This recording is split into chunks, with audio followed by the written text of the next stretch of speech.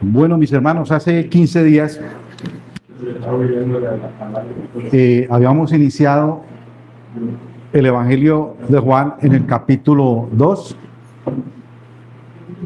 y veíamos que Jesucristo se dirigía a Jerusalén con el propósito de participar de la fiesta más importante de esa época en el templo, que era la fiesta de la Pascua. La fiesta de la Pascua prácticamente estaba conmemorando la liberación del pueblo hebreo de la esclavitud de Egipto. Y también habíamos hablado sobre los versículos del 13 al 22 del mismo Evangelio. Y veíamos que cuando Jesús llega al templo, él queda completamente sorprendido y horrorizado por lo que estaba viendo y lo que estaba sucediendo dentro del templo. ¿Qué fue lo que realmente él vio dentro del templo? El templo que había sido prácticamente construido para adorar y reverenciar a nuestro amado Dios, se había convertido prácticamente en un mercado, ¿sí? Donde había animales por aquí, animales por allá, olía a estiércol, había cambistas y que se aprovechaban de los que venían del extranjero. ¿Para qué? Para aprovecharse y cambiar por la moneda de ellos a alto precio. Prácticamente era un gran mercado. Viendo Jesús esto, ¿cuál fue la reacción realmente de Jesucristo? Él dice que entró en ira y arma un azote con las mismas cuerdas que estaban atando a los animales.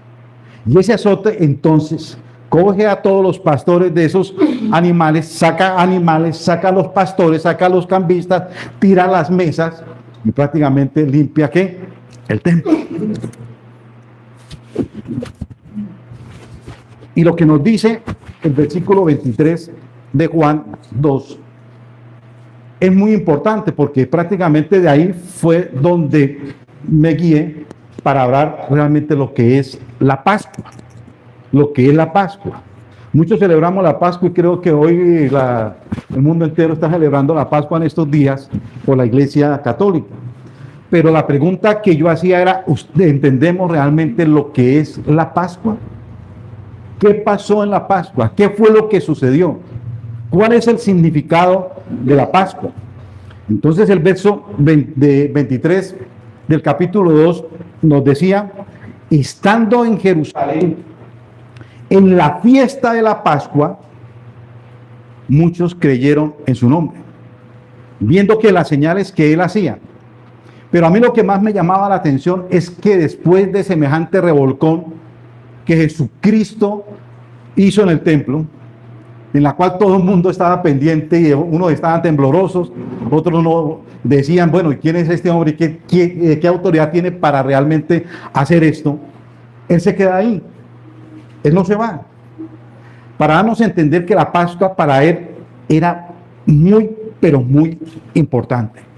Muy importante. Por una parte, porque era una ley judía en la cual todos tenían que subir a Jerusalén a celebrar la fiesta de la Pascua. Pero más que esto, lo que él deseaba era mostrarse como el verdaderamente Hijo de Dios. Hijo de Dios. Tuvo la autoridad de prácticamente limpiar el templo. Ahí estaba mostrando la autoridad que Dios le había dado a su Hijo Jesucristo. Pero más adelante muchos reconocieron que de verdad era el Hijo de Dios. Entonces después dimos respuesta de cómo nació la Pascua. Y decíamos que la palabra Pascua venía del hebreo Pesach, que significa pasar por alto o encima, preservar, mostrar que misericordia. Y su primer uso lo encontramos y lo habíamos visto en Éxodo 2, que nos ofreció todos los elementos esenciales que serán considerados en el resto de la Biblia. El pueblo de Israel, si nos acordamos, había estado en esclavitud por más de 400 años en Egipto. Y a causa de los azotes y abusos, Dios escucha el clamor del pueblo de Israel. ¿Qué es lo que hace Dios? Prepara a quién? A Moisés como libertador del pueblo hebreo. Dios le da a Moisés un mensaje muy claro para que se lo transmita a Faraón. ¿Y cuál era el mensaje? Deja ir a mi pueblo para que me adore. Faraón, deja ir a mi pueblo para que me adore. ¿Qué es lo que hace Faraón? Faraón se niega. Pero en su misericordia grande, Dios envía plagas, dando que oportunidad que el faraón se arrepintiera. Pero en vez de arrepentirse, él endureció más y más su corazón. Me quiero detener ahí un poquito. Faraón no podía decir que Dios no tuvo misericordia de él. Que Dios le dio ¿qué? Oportunidades a través de las 9 plagas. Faraón tenía 9 ídolos en la cual todo el pueblo de Egipto estaba adorando. Y las 9 plagas representaban a esos ídolos que tenía el faraón. Cada uno representaba a esa plaga. Y Dios estaba mostrando a Faraón que él era el verdadero Dios que estaba por encima de esos ídolos. Faraón no se quiso arrepentir. Hermano, nosotros no podemos decir que Dios no nos ha dado oportunidad de arrepentirnos. Todos. Si usted está vivo hoy, Dios está mostrando la misericordia de Dios. ¿Realmente de qué? De que usted se arrepienta y vuelva de corazón ¿a quién? A Dios. Dios es misericordioso. Dios es misericordioso, mis hermanos. Entonces, mi querido amigo, tú que me estás escuchando vía internet, Dios te está dando la oportunidad de que usted realmente se arrepienta y vuelva de corazón a Él. Y nosotros, hermanos, que estamos aquí, es vivir un genuino arrepentimiento. Porque nosotros podemos decir, ah, no, pero es que yo voy todos los domingos al culto, ¿sí? Y tal vez voy los miércoles al culto de oración. Pero hermano, el culto no te salva. Las ofrendas no te salvan. La palabra de Dios no te salva. Te salva es la fe y la obediencia a la palabra de ¿qué? De Dios. La fe puesta en ¿quién? En Jesucristo, en lo que realmente Él hizo. Debido a que realmente este faraón no se arrepiente, Dios ya entra en acción. Lo que estaba compartiendo el hermano Alex, debido a esto Dios muestra su ira y toma una decisión drástica. ¿Y cuál era? Él envía el ángel de la muerte y exterminó con todos los primogénitos del pueblo de ¿qué? De Egipto. Y no era solamente los hijos. La palabra de Dios dice que de animales, todo hijo primogénito. Pero acuérdese que Dios también le había dado instrucciones muy precisas a Moisés sobre el pueblo de ¿qué? Hebreo. Muy precisas sobre el pueblo hebreo. ¿Para qué? Para librarnos de tan grande mortandad que iba a haber. ¿Y qué consistía? En sacrificar un cordero por familia, y con la sangre del cordero ellos pintaban el dintel, la parte superior de la puerta y los 2 postes que estaban a los lados, formando ¿qué? Una cruz, ¿sí? Formando una cruz, y esa cruz era un símbolo del verdadero Cordero de Dios más adelante iba a ser sacrificado, o sea, el Señor Jesús. Entonces, la sangre como señal en las casas libraría a los primogénitos de Israel de esa matanza. Esto entonces marcaría la diferencia que Dios tenía entre los egipcios y el pueblo de ¿qué? De Israel. Marcaba la diferencia. Israel sería salvo solo por dos cosas: por la fe y la obediencia. Ellos tenían que poner la fe ¿en qué? En la sangre, cierto, que estaba en los que, en los postes, en los dinteles, en las puertas, ¿sí? Y tenían que obedecer lo que Dios les mandó a decir a través de qué, de Moisés. O sea, si no ponían su fe y no obedecían, ¿qué pasaría con el pueblo de Israel? Pues también ellos estarían que exterminados, los primogénitos. Veamos lo que nos dice Primera de Pedro 1:2. ¿Está bien?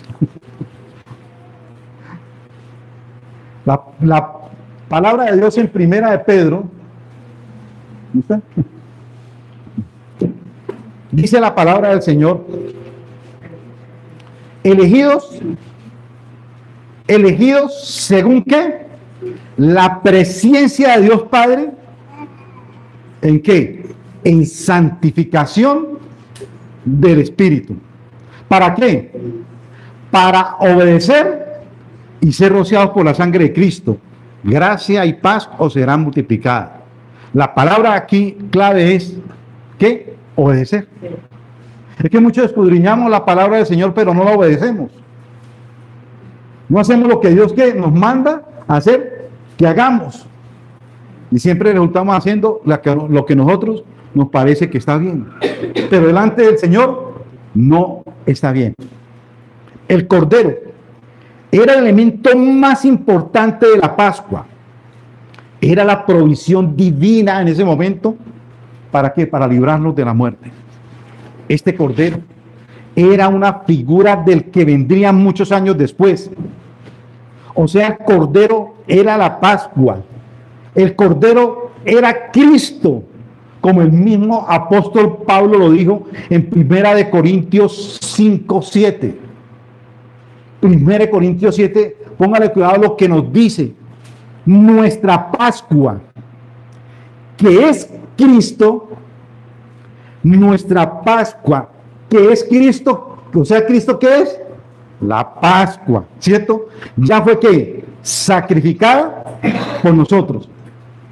Así que aquel tipo, figura del Éxodo, apuntaba a una persona, a la persona del Señor Jesucristo, el Cordero de Dios. Entonces, hermano, vemos que el centro de la Pascua viene a ser el Cordero. Y la fe puesta en aquel Cordero inocente, en aquel Cordero sacrificado, reveló también que Dios es un Dios de juicio y un Dios de ira. Dios toma el juicio en sus propias manos y lo hace para demostrar que la última palabra no la tiene el hombre, sino la tiene ¿quién? Él. La última palabra la tiene Él. Este Cordero mostraba dos atributos bien importantes de Dios. ¿Cuáles eran? La misericordia para el pueblo hebreo, un atributo de Dios, y la ira para el pueblo de ¿qué? De Egipto. Éxodo 6, versículo 5 al verso 6 y el verso 9 dice lo siguiente: la palabra del Señor. Asimismo, póngale cuidado a esto. Yo he oído el gemido de los hijos de Israel, ¿sí? A quienes hacen servir los egipcios, y me he acordado de mi pacto. Por tanto dirás a los hijos de Israel: yo soy Jehová. Versículo 9. De esta manera habló Moisés a los hijos de Israel. Pero ¿qué hizo el pueblo de Israel? No escuchaban a Moisés a causa de la congoja de espíritu y la dura servidumbre. ¿Ven ahí, mis hermanos, algo? Dice Dios que Él oyó. Él escuchó. Pero ¿qué fue lo que Dios escuchó? El gemido del pueblo. ¿El gemido de qué? Del pueblo. ¿Por qué? Por el maltrato que le estaba dando el pueblo de qué? De Egipto. No dice que ellos clamaron, el pueblo, sino Dios dice que Él oyó el gemido del pueblo. Póngale cuidado a eso. Escuchó solamente Dios. He escuchado un clamor, un gemido. Y después dice, ¿Dios qué? Me acordé del pacto que ha hecho que Abraham, saldría el pueblo de qué? De Israel, lo que hoy realmente somos nosotros, la verdadera iglesia. Nosotros somos el verdadero qué? Israel. Entonces, Dios salva al pueblo. Y le voy a hacer una pregunta, hagamos una pregunta. ¿Lo salva porque eran santos? ¿Lo salva porque realmente eran sin pecado? No, no. Dios salva ¿por qué? Por su pura gracia. Salva por amor. Salva por un pacto que hoy reposa sobre los escogidos ¿de quién? De Dios. Hermano, es que usted no puede hacer méritos delante del Señor para ser salvo. Nadie lo puede hacer. Nadie. Porque en el mismo momento en que Adán pecó, todos cargamos el mismo pecado ¿de quién? De Adán. Y nosotros estábamos condenados ¿a qué? Al infierno. Todos estábamos condenados ¿a qué? A ir al infierno. Yo les hago una pregunta. ¿Será que el Cordero en el Antiguo Testamento les daba salvación a ellos? No. Les daba salvación de vida. Pero no una salvación ¿qué? Espiritual. Sí, una salvación ¿de qué? De vida. Ninguna obra que usted haga puede salvarlo de ir ¿a qué? Al infierno. Puede salvarlo de ir al infierno. Entonces, me hago otra pregunta. ¿Dios mostró misericordia sobre el pueblo de Egipto? Claro que sí. Claro que sí. ¿A través de qué? De las plagas. Prácticamente, ¿qué es lo que Dios le dice a Faraón? Mire, Faraón, te lo estoy advirtiendo. Si no te arrepientes, dura cosa te es caer en manos del Dios vivo. Dura cosa te es caer en mis manos. Pero también Dios dice en su palabra, yo soy grande en misericordia y lento ¿para qué? Para la ira. Dios le estaba diciendo a quién? A Faraón. Faraón, arrepiéntate. Faraón, arrepiéntate. Pero hasta cierto punto te voy a aguantar. Si no te arrepientes, te la verás ¿con qué? Con fin. Hoy puede también estarle diciendo nuestras vidas. A los que me están escuchando, mis hermanos, amigos allá, Dios te está dando una oportunidad. Y aún a nosotros dándonos una oportunidad. Porque yo vuelvo y digo, no es el hecho de que usted lea la Biblia. No es el hecho de que usted venga a un sermón. Hermano, el hecho es que usted ponga la fe y poner fe de certeza, convicción de lo que hizo Cristo en la cruz y obedecer lo que dice la palabra de ¿qué? De Dios. ¿Usted tiene seguridad de salvación? Es la pregunta. ¿Está seguro que usted, si se va en estos momentos, va para el cielo o para el infierno?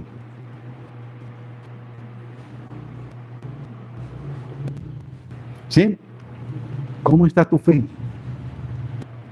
¿Cómo todos los días te duele, mi hermano, el pecar en contra de Dios? El pecado te tiene que llevar a un arrepentimiento, a llorar, a llorar, a llorar. Y a llorar. ¿Por qué? Porque ha ofendido al amor de Dios, el amor de Dios, que entregó lo único que tenía para que nosotros fuéramos salvos. Hermano, entonces esto nos muestra claramente que desde Adán hasta el último convertido, vuelvo y digo, Dios no salva por mérito alguno de parte del hombre. Dios salva por su sola gracia a aquellos que mediante la fe hacen y obedecen lo que la Biblia manda. O miren lo que dice Hebreos 11:28. Dice la palabra del Señor, hablando de Moisés, dice, por la fe, ¿qué hizo Moisés? Celebró la Pascua y la esparció y la aspersión de la sangre, para que el que destruía a los primogénitos no los tocase a ellos. ¿Sí? Imagínense, fue por la fe de quién? De Moisés, transmitida a qué?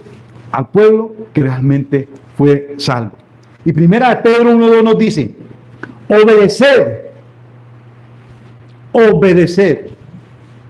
¿Para qué? Para que sean rociados por la sangre de Jesucristo, fe y obediencia. Obedecer. Hermano, entonces, vamos a ver los elementos únicos para la salvación. La Pascua también es una expresión de que de amor de Dios manifestado a través en la redención de su pueblo y el juicio de sus enemigos. Éxodo 12:13, ¿qué nos dice la palabra del Señor? Y la sangre os será, porque por señal en las casas donde vosotros estéis. Y veré la sangre, el ángel de la muerte verá la sangre, ¿y qué hace? Y pasaré de vosotros. Y que no habrá en vosotros plaga de mortandad cuando hiera la tierra de ¿qué? De Egipto. Cuando hiera la tierra de Egipto. En la Pascua, Dios recuerda su pacto y actúa con amor fiel a su pueblo. Entonces el amor y la misericordia del Señor se ofrecen a su pueblo mediante ¿qué? Mediante el sacrificio y la sangre de un cordero inocente. Prácticamente, mi hermano, eso es lo que lo que le estoy recordando, lo que veníamos visto hace 15 días. Pero ahora vamos a ver otro punto bien importante sobre esto. Es sobre la propiciación. Vamos a hablar de la propiciación. Y quiero que donde está ahí Éxodo 12 del 8 al 11, le pongamos mucho cuidado. Éxodo 12 del 8 al 11.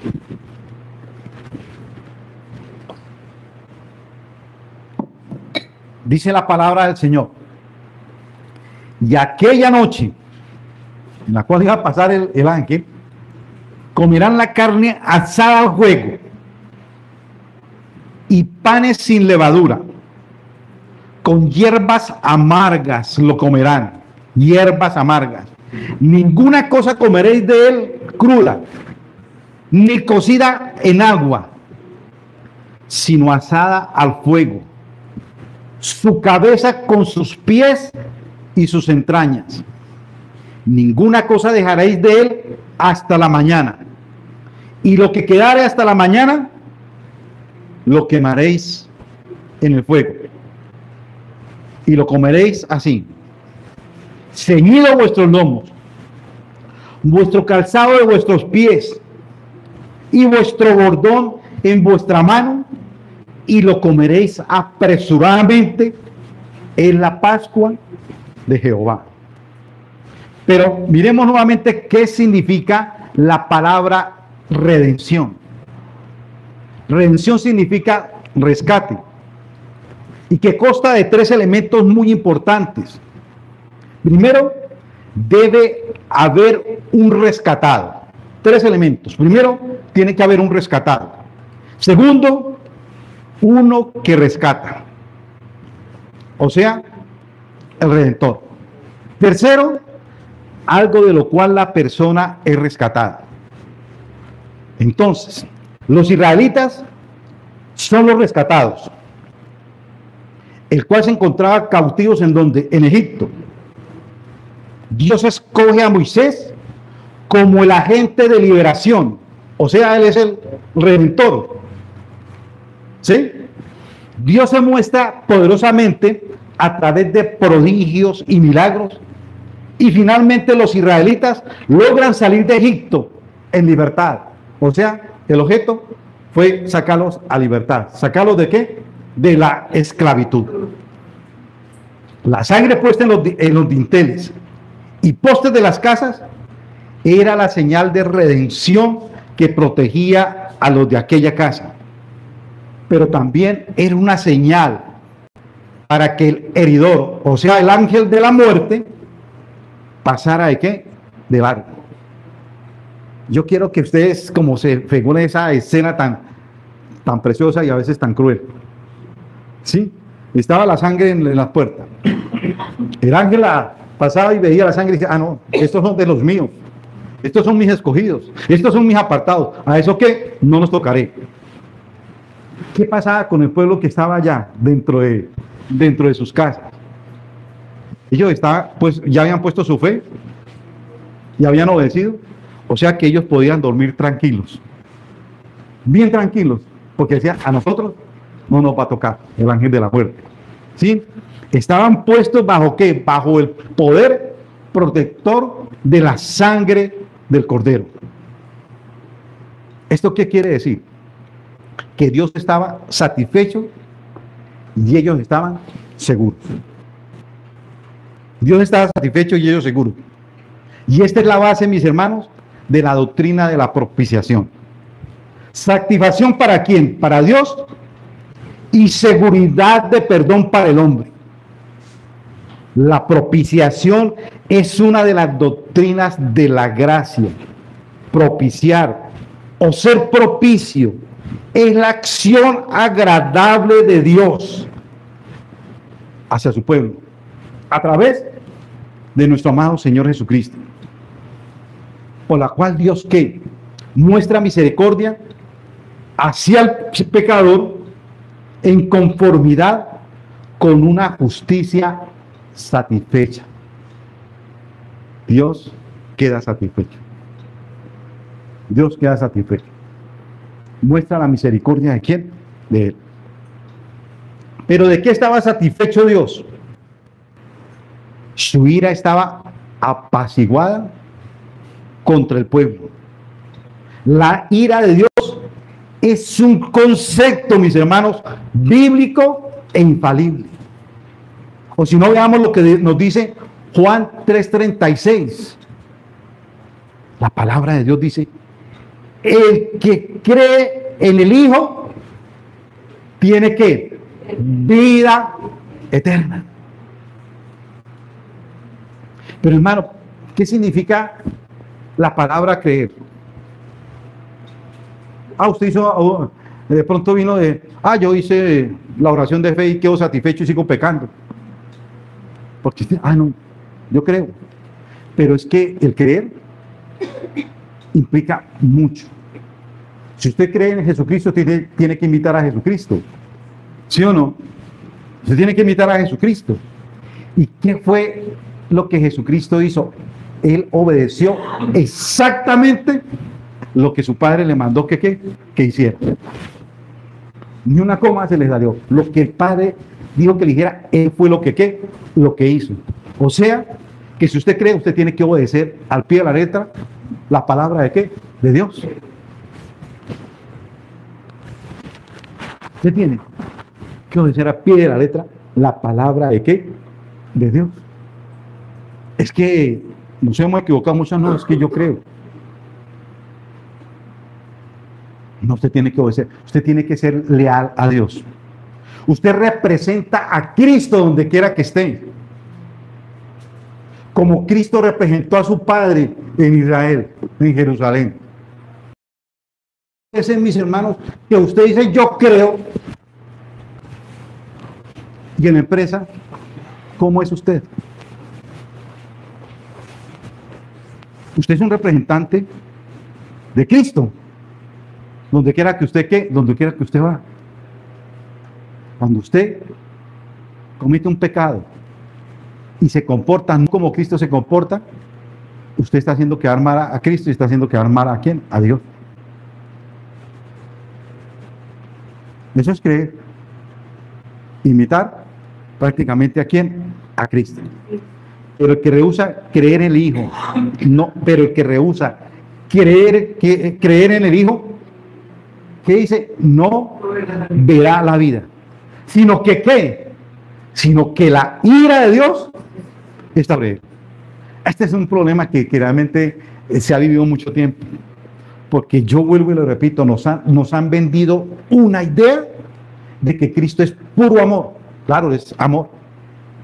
Él es amor. ¿Sí? Pero es que también la palabra de Dios está diciendo que también es ira. ¿Sí o no? Él está diciendo las cosas, pero muy, muy claro. Ah, no, es que yo sigo pecando porque es que Dios me ama.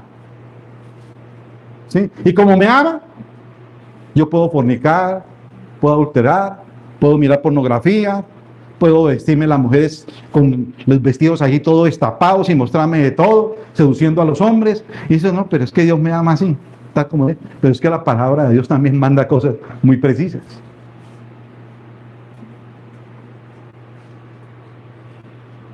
¿Dios nos manda a amar o no? Sí, claro, Dios nos manda a amar. ¿Usted a quién ama? ¿Al que le hace bien? ¿O también ama al que le hace mal? Y Dios nos ama a los pecadores. ¿Sí o no? Me acuerdo del joven rico, ¿no? ¿Sí o no? El joven rico que acerca a Jesús, y Jesús entonces tiene esa charla, ¿no?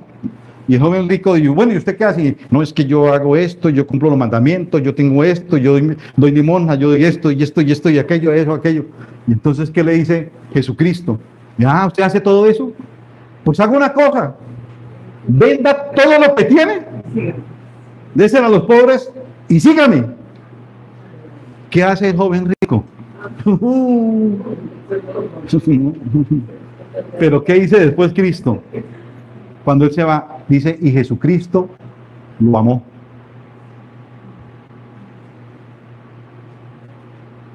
Pero no era un amor salvífico, ¿no? Era un amor porque es su creación. ¿Sí o no? Es porque es su creación. No es un amor salvífico. No. ¿Cierto? Porque es su ¿qué? Su creación. Entonces, miren, es tan bonita la palabra del Señor. Cuando usted tiene un problema con un hijo, los hijos que son tremendos, ¿sabe lo que está haciendo Dios con usted como padre o como madre? Muéstrame su amor por mí, porque yo también amo a sus hijos. ¿Qué hace uno como padre? Muéstrame mucho, hijo. ¿A qué hora será de la casa? Y a veces uno más osado, ojalá Dios se lo lleve. ¿Sí o no? Pero qué gracia tiene amar a nuestro amigo y aborrecer a nuestro enemigo. Ahí no hay ninguna gracia. Ame a su enemigo, muestre el amor de Dios que está en usted por su enemigo. Muéstrelo, ámelo, abrácelo. Dígale que lo ama. Y no será que su hijo o su esposa no está esperando que usted lo abrace y le diga te amo. Eres especial para mí. Eso derrite a cualquiera. A pesar de ser, y perdón la palabra calavera, ¿cierto? Se abrace, pero tampoco permite el pecado en su casa. Pero tampoco permite el pecado en su casa. Porque usted sabiendo que su hijo es homosexual, entonces él puede traer a la casa cierto compañerito y tener ahí sus cosas y, no, sí, tranquilo, yo lo amo y siga ahí. Pero eso tampoco es amar. ¿Cierto? Eso tampoco es amar. La palabra de Dios es bonita, ¿no? Y tiene que convertir el alma de nosotros. Tiene que convertir el alma. Esto fue muy claro. La única manera de apaciguar la ira de Dios es que es creer en su Hijo. La ira de Dios, hermanos, la ira de Dios no es por venganza. La ira de Dios es por justicia, porque Él es justo y a cada uno le da lo que se merece. Y a cada uno le da porque se merece. Entonces la acción de propiciar a Dios, el cual para el hombre es imposible ser propicio, el hombre es imposible, no es imposible para ser propicio para Dios, es obtenida por medio del sacrificio en la cruz de su Hijo Jesucristo y aplicada ¿a quién? Aplicada al creyente. Miremos lo que nos dice Romanos 3:25.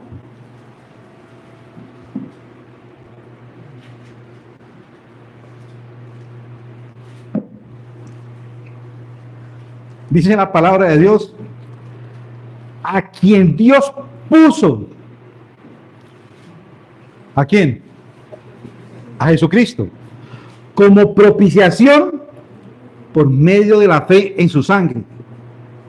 ¿Para qué? Para manifestar su justicia a causa de haber que pasado por alto en su paciencia los pecados que pasaron. Oiga, Dios es paciente, ¿no?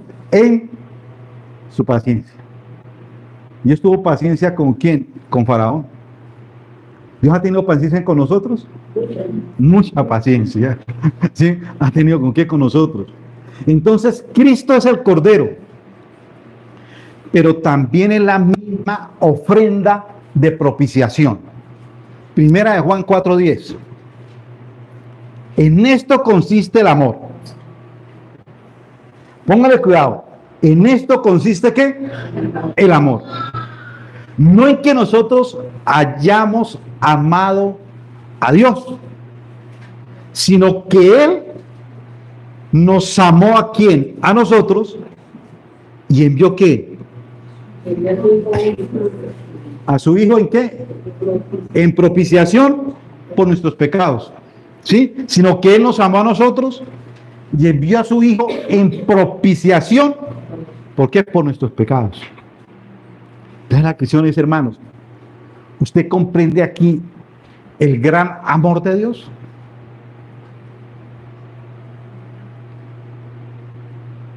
Viéndolo de este punto, ¿usted se merecía que Dios te amara? ¿Usted se merecía que Dios te amara? No. Perdón, me siento.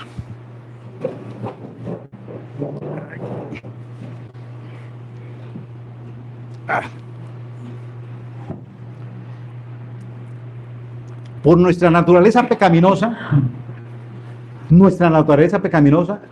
nunca nosotros hubiéramos amado a Dios. Nunca.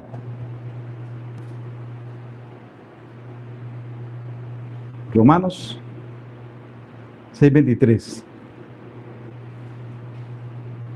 Por cuanto todos pecaron, están destituidos ¿de qué? De la gloria de Dios. ¿Sí? Romanos 3:23.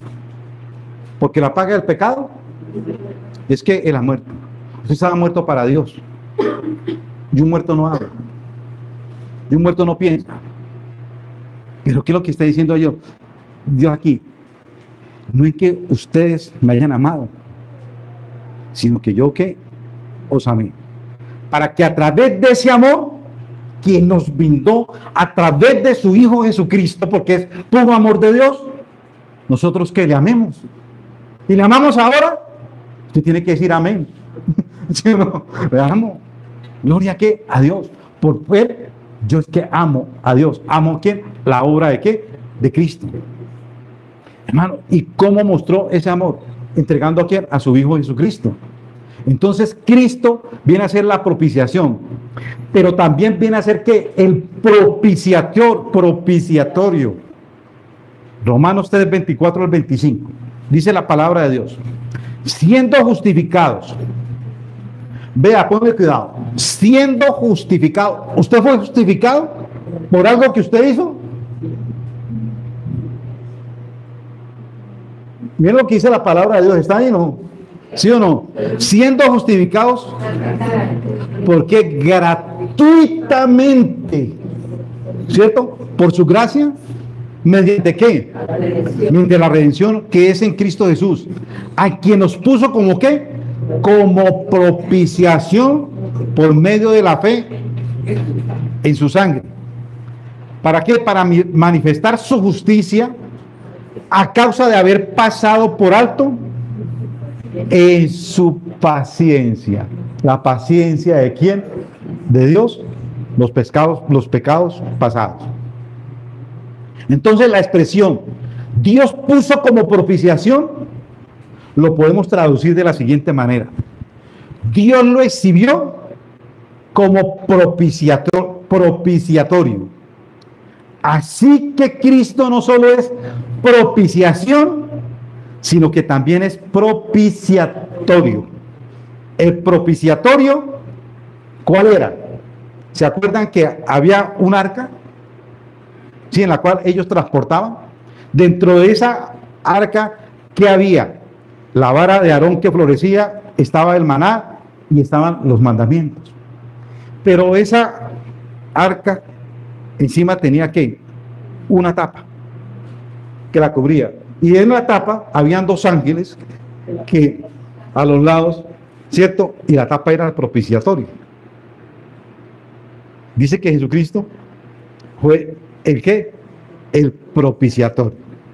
Entonces, ¿qué es lo que pasaba con esto?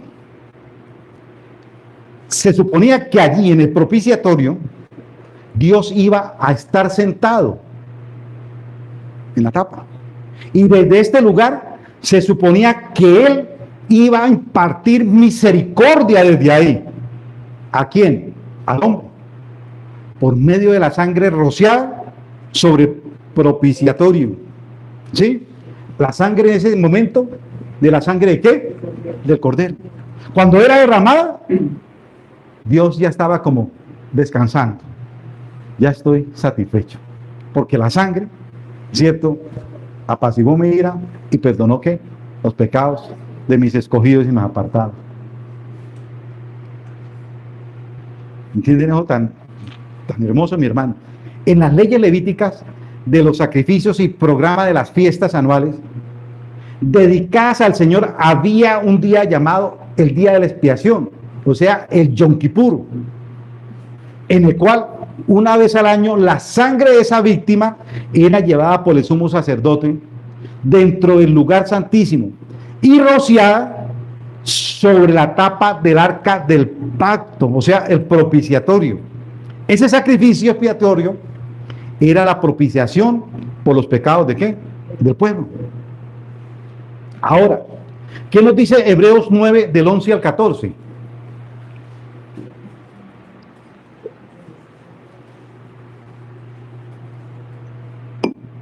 Dice la palabra del Señor: pero estando ya presente Cristo, sumo sacerdote, estaba reemplazando al sacerdote del Antiguo Testamento, ¿no? De los que llevaban la sangre.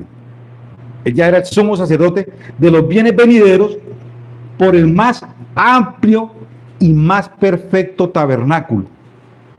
¿No hecho de qué? De manos. Es decir, no de esta creación, y no por la sangre de machos cabríos, ni de becerros, sino por su propia sangre. ¿La sangre de quién? La sangre de Jesucristo. ¿Qué dice? Entró una vez para siempre en el lugar santísimo. ¿Y qué obtuvo? Dice la palabra del Señor: eterna. O sea que solamente se necesitó una sola vez la muerte del Cordero. ¿Para qué? Para el perdón de nuestros pecados. No eran varios corderos, el único. Por eso Jesucristo hizo lo que le dijo Juan: ahí viene el Cordero de Dios que quita el pecado del mundo. ¿Y qué dice Jesucristo? Yo soy el Cordero de Dios, el único Cordero. No necesitan más Cordero. ¿Que quita qué? El pecado de qué? Del mundo. Dice: porque si la sangre de los corderos y de los machos cabríos y de las cenizas de la becerra rociados a los inmundos santifican para la purificación de qué? De la carne. ¿Qué purificaban en ese tiempo con el cordero? ¿Purificaban qué? La carne, ¿cierto? Ahora dice, ¿cuánto más la sangre de Cristo, el cual mediante el Espíritu Eterno se ofreció a sí mismo? ¿Había mancha en Jesucristo? Ninguna. Porque no había mancha en él. Entonces, ¿qué es lo que hizo? Limpiará vuestras conciencias de obras muertas para que sirváis al Dios vivo. O sea que Jesucristo limpió la carne.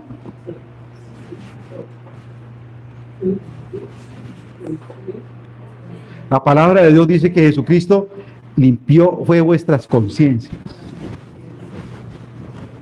¿Sí? Limpió las conciencias. El anterior cordero, el del Antiguo Testamento, solamente purificaba ¿qué? La carne, pero no la conciencia. El único que purifica la conciencia es nuestro amado Señor Jesucristo. ¿Cierto? ¿Para qué? Para que le sirvamos realmente a Él.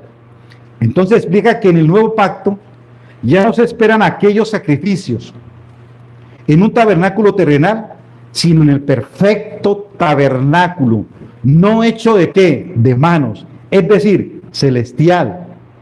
Entró una vez y para siempre el sumo sacerdote de los bienes venideros, Cristo Jesús, y con sangre obtuvo eterna redención. Amén. Con su sangre obtuvo eterna redención. Así, mis hermanos, que la sangre derramada por un lado satisfacía las demandas divinas en cuanto al pecado del pueblo, y por el otro, tal como oraba el publicano. Esa oración del publicano es tremenda. ¿Sabe lo que dijo el publicano? Dios, sé propicio a mí, un pecador. ¿Y qué decía el otro? Vamos, ¿cierto? Pero no, ¿qué hacía el publicano? Humillado delante del Señor. Soy un pecador. Sé propicio. Tu sangre sea propicia ¿para quién? Para mí, porque soy un pecador. Esta era la base de la propiciación de Dios hacia ellos, haciendo reconciliación. Hermanito, vamos a ver algo también muy importante y lo vamos a ver así como un poquito rápido, porque ustedes esperan hasta las 3 de la tarde. Bueno, entonces dice, vamos a ver las figuras y tipos de la Pascua hebrea.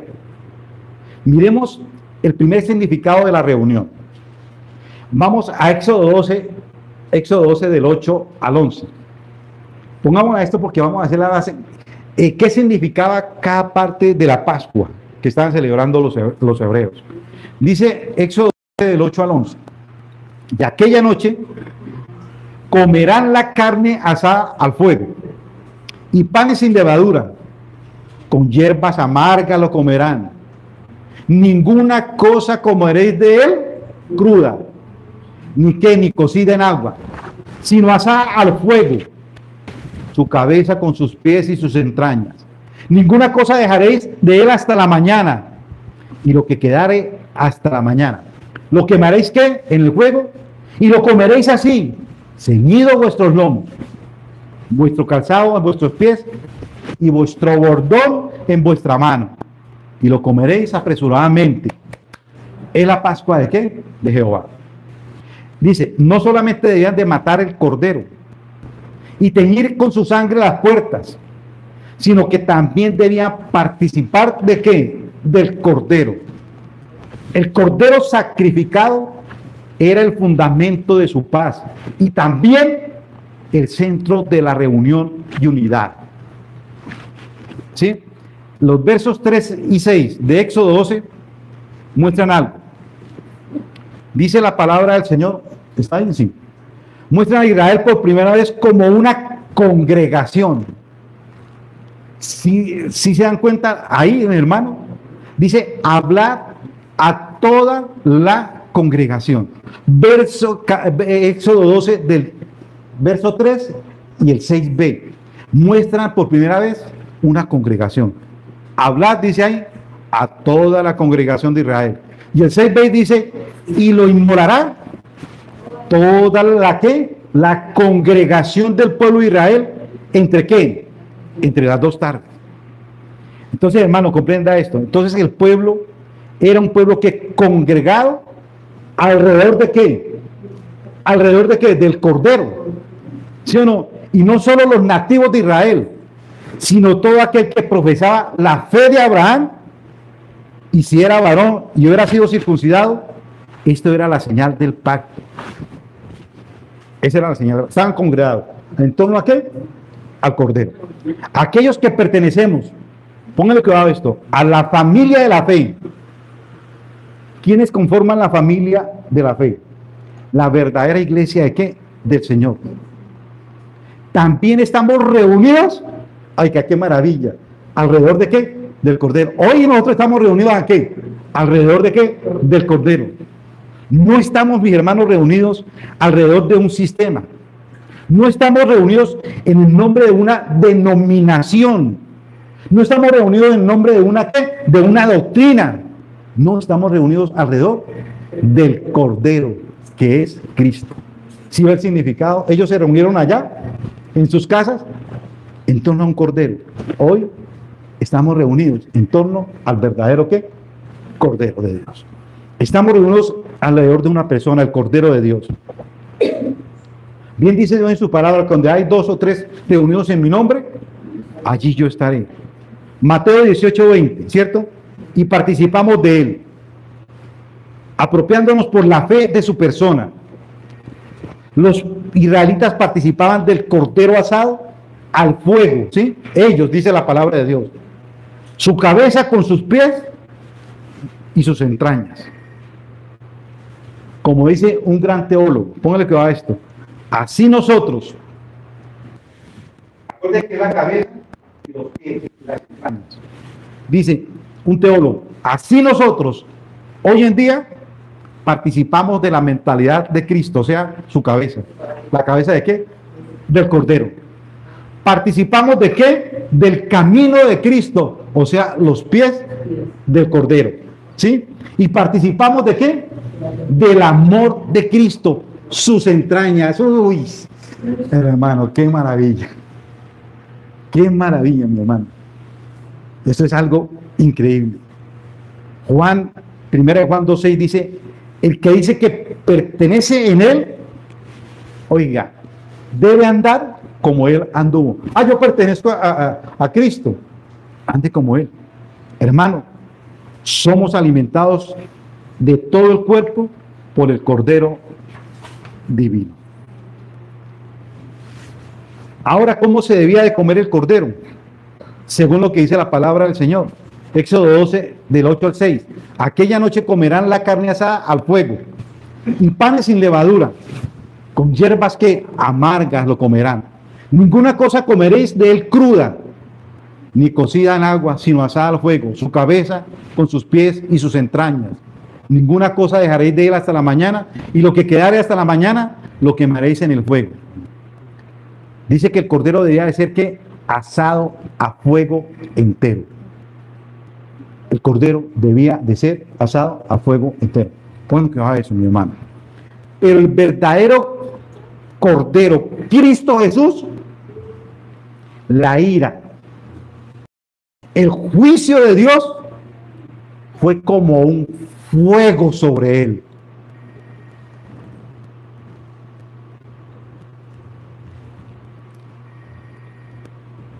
El dolor de la cruz, especialmente, hermano, la soledad de Dios en aquellas horas cruciales en las que se hacía la expiación de nuestros pecados, fueron, mis hermanos, como una llama de fuego sobre la alma de nuestro amado Señor Jesucristo.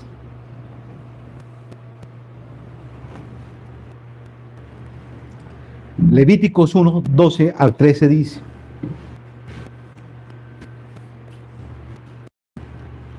no os conmueve a cuanto pasáis por el camino. Esto estaba profetizado. Mirad y ved, si hay dolor Si hay dolor como mi dolor que me ha venido, porque Jehová me ha angustiado en el día de su ardiente ardor. Furor. Desde lo alto envió fuego que consume mis huesos. Ha extendido red a mis pies. Me volvió atrás. Me dejó desolada y con dolor. Todo esto no fue lo que sufrió el Señor Jesucristo. Eso no fue, mi hermano, lo que sufrió el Señor Jesucristo. Hermano, estos pasajes nos recuerdan esa hora de profundo dolor. Debería ser asado, sus cabezas, sus pies y sus entrañas. El pensar, el obrar y el sentir de Cristo, todo ofrecido en la cruz. Ningún hueso debía quebrar de él. Así se cumplió en la cruz con el Señor Jesús. Si quedaba algo del cordero, debía de quemarse totalmente al fuego. Y al quemarlo, mostraba que no debía de haber corrupción, no debía de haber nada de corrupción de lo que quedaba. Como no se vería en Cristo Jesús, ninguna corrupción. Hechos 2:26 al 28. Dice la palabra del Señor: porque no dejarás mi alma en el Hades, ni permitirás que su santo vea corrupción. Me hiciste conocer los caminos de la vida, me llenarás de gozo. ¿Con qué? Con tu presencia. El Cordero no tenía corrupción alguna. Todo esto, mi hermano, lo vivió el Señor Jesucristo. Hermano, les debo la otra parte para el próximo domingo. Vamos a orar. Señor, gracias te damos, mi buen Padre. Señor, tu palabra tan profunda, tan hermosa, mi buen Dios. Oh Padre eterno, mi buen Dios, gracias. Porque antes de la fundación del mundo nos escogiste para sí. Fue por pura gracia. Porque lo único que merecíamos era el infierno por el pecado, Señor, de nuestros padres.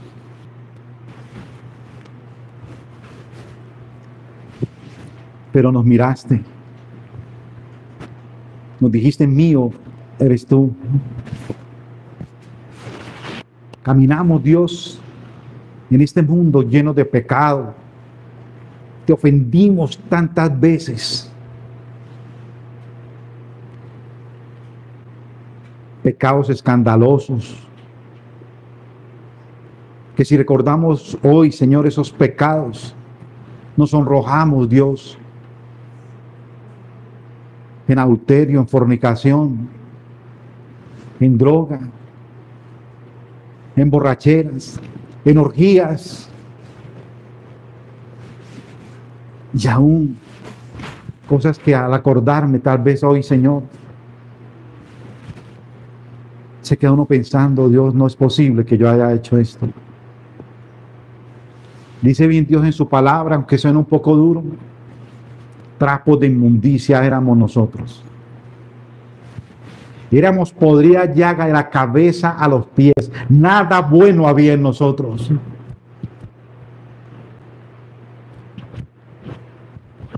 Pero viniste, Cristo, por nosotros. Viniste por nosotros. Nos amaste primero para poder amarte, Cristo. Y te amamos. Y te damos gracias por lo que hiciste en la cruz del Calvario por nosotros. Quitaste los trapos de inmundicia. Curaste nuestras heridas, las podridas llagas. Nos vestiste de lino fino. Como el hijo pródigo cuando vino al Padre. Y ese momento tan crucial en la cual reconocimos por fe que tú habías hecho eso en la cruz para el perdón de mis pecados y para apaciguar la ira de Dios. En el cielo hubo fiesta porque un pecador se había arrepentido.